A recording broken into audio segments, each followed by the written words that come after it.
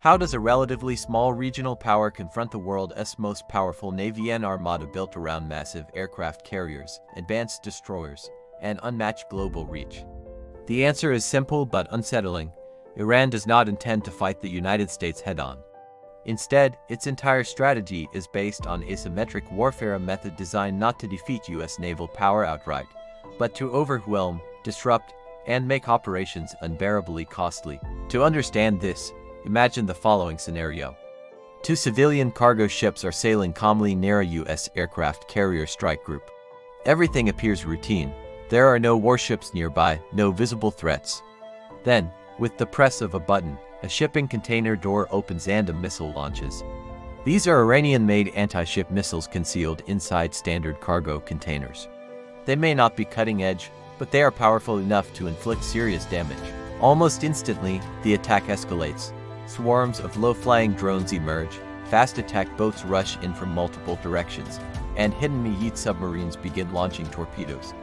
Even if only a fraction of these weapons penetrate the carrier strike group's layered defenses, say, just 10%, the damage could be enough to cripple operations.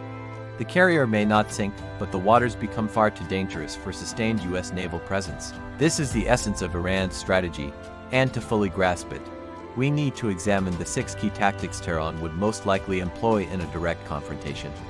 Tactic 1. The Swarm. The first and most well-known tactic is swarm warfare. The Islamic Revolutionary Guard Corps' Navy operates hundreds of small, fast attack craft. These boats are armed with heavy machine guns, rocket launchers, and anti-ship missiles. Individually, they pose little threat to a U.S. destroyer. But that's not how they're meant to be used. Instead of engaging a U.S. warship one-on-one, a fight they would certainly lose. Iran deploys dozens of boats simultaneously from every direction. The objective is simple but deadly: overwhelm the ship's defensive systems. Advanced radar, missile interceptors, and close-in weapon systems can only track and engage so many targets at once.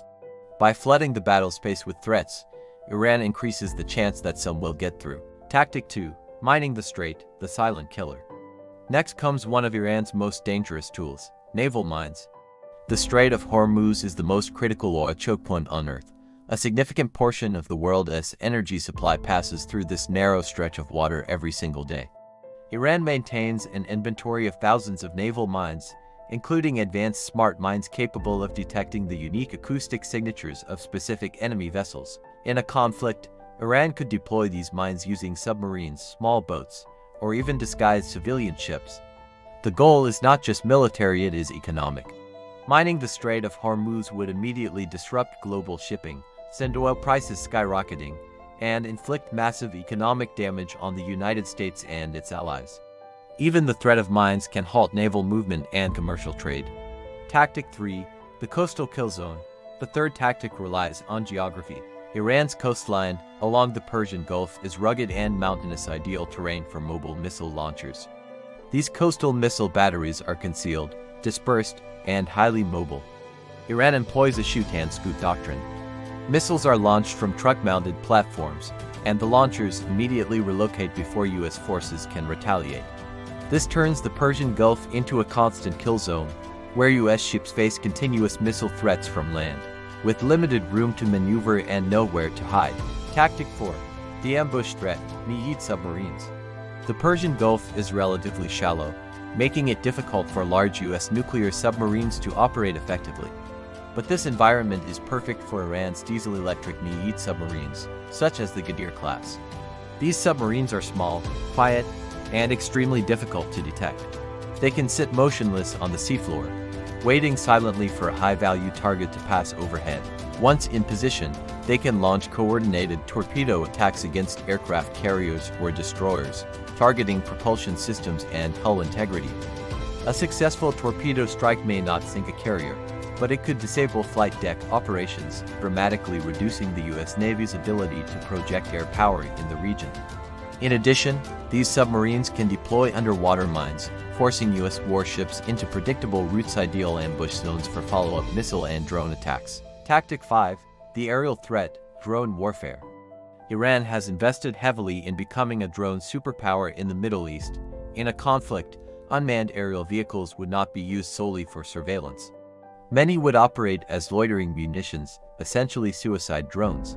These UAVs would be launched in massive waves, aiming to crash into radar systems, communication arrays, and flight decks aboard U.S. warships. The objective is not immediate destruction, it is blinding the fleet, degrading sensor capabilities, and halting flight operations.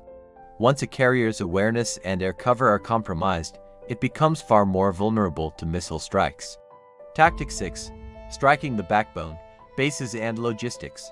U.S. naval power in the Gulf does not operate in isolation. It depends heavily on regional bases and logistical hubs. Iran possesses the largest ballistic missile arsenal in the Middle East, and its strategy includes massive missile barrages against these static targets. Key installations likely to be targeted include Al-Udeid Air Base in Qatar, Naval Support Activity Bahrain, headquarters of the U.S. Fifth Fleet, U.S. bases in Iraq, Al-Dhafra Air Base in the UAE, and Camp Rifjan and Ali Al-Salem Air Base in Kuwait. The goal is not simply to destroy buildings. It is to deny fuel, ammunition, command and control, and maintenance support. Without ports and air bases, U.S. naval forces cannot sustain prolonged operations in the Gulf. Iran could employ ballistic missiles such as the Fateh-110, with a range of approximately 300 kilometers, or longer-range systems capable of reaching up to 800 kilometers. Using proximity fuses, these missiles could detonate in airburst mode, maximizing fragmentation and overpressure. Such strikes could devastate aircraft shelters, fuel depots, command centers, and logistics nodes. Overpressure levels in the impact zone could destroy hardened structures and be lethal to unprotected personnel. In Bahrain, the U.S. maintains its only permanent naval shore base in the Middle East, housing over 9,000 personnel and capable of hosting aircraft carriers. Iran could also exploit proxy forces from Yemen or allied militias in Iraq to launch indirect attacks, disrupt shipping, or create internal instability. Additionally, Iran continues to rely on re-engineered Cold War-era missiles, including modified Soviet designs adapted for anti-ship roles. Though old, these weapons remain dangerous when used creatively and in saturation attacks. Iran's military doctrine is not focused on sinking every U.S. ship. Its true objective is far more calculated: to paralyze operations, exhaust resources, disrupt global trade, and raise the cost of U.S. military presence to an unsustainable level. By combining missiles, drones, mines, submarines, cyber effects, and proxy forces, Iran aims to turn the Persian Gulf into an environment where U.S. dominance becomes politically, militarily, and economically untenable. If you want to understand how the United States is adapting its new military strategy in the Middle East and what countermeasures are being developed, make sure to check out our upcoming video.